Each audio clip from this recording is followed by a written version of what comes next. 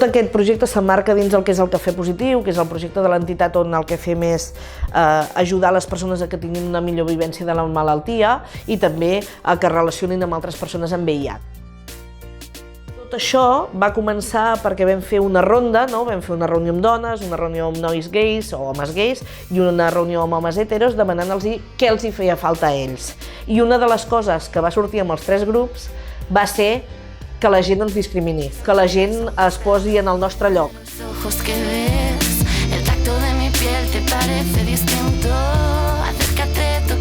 Necesitamos llegar al máximo de gente posible y de hacerles entender de que porque tengamos VIH no quiere decir que nos tengan que excluir. Yo creo que a veces me he discriminado incluso yo más que la gente que me rodea, porque al final hay muchas personas buenas. Ver con mis ojos como un compañero de trabajo se quería ir del trabajo porque tenía VIH. Desde que me lo detectaron con 19 años, a mí se me cortó la vida, se me cortó el amor, bueno, creía que me iba a morir. Yo mismo me condené, no tenía la fuerza para asumirlo yo. Gracias a Dios realmente no me he tenido que sentir rechazado. Ahora que me he perdido muchas oportunidades por miedo a ser rechazado. Però és que el pitjor dels pitjors és l'autodiscriminació, l'autojudici que es fa a la persona, la culpabilitat que es porta a sobre. Mi familia sí me rechazó que no tocaran a mis sobrinos, que no me acercaran. Será que lo he vivido, familia, los seres más queridos, no quieren que me acerque a mi sobrino. ¿Qué pasa, primo? Cerrándome la puerta. No decido emigrar, sí me la estaría pasando mal en Venezuela e incluso quizás hubiese muerto en mi país.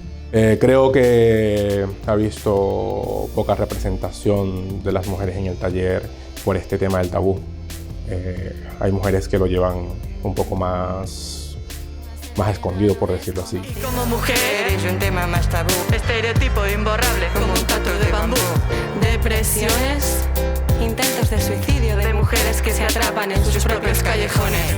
Normalment per arribar aquí hi ha un grau de patiment brutal. Des d'intents de suïcidi, persones que renuncien al sexe i a l'amor i el més greu és que es pensen que renuncien per decisió pròpia. No, si no haguessis tingut el VIH, hubiera sido todo diferente. Amigo, amiga.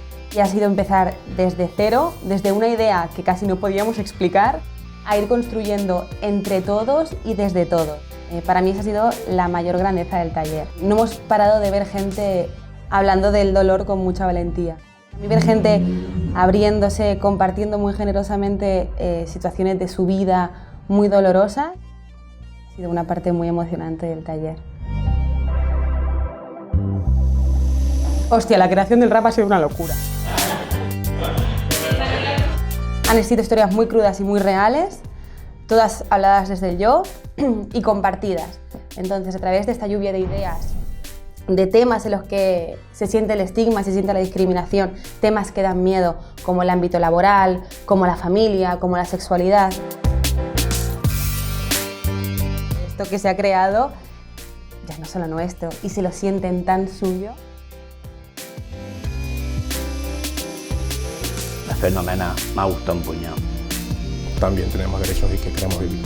Hombre, continuaré luchando por los derechos nuestros, para que nos miren con buena cara. Estamos hartos de sufrir discriminaciones en el ámbito sanitario. Hartes de viure dobles vides. De no poder ligar como tú. Y no decírselo a la familia para que no sufra. De sufrir cuando tocan las revisiones médicas en el trabajo. Que encara que no em rebutgis, t'espantis. De que pienses que me lo he buscado. Que vivís con miedo y llevar una máscara. Tener que llevar una máscara. Portar una màscara. Yo me la quiero quitar.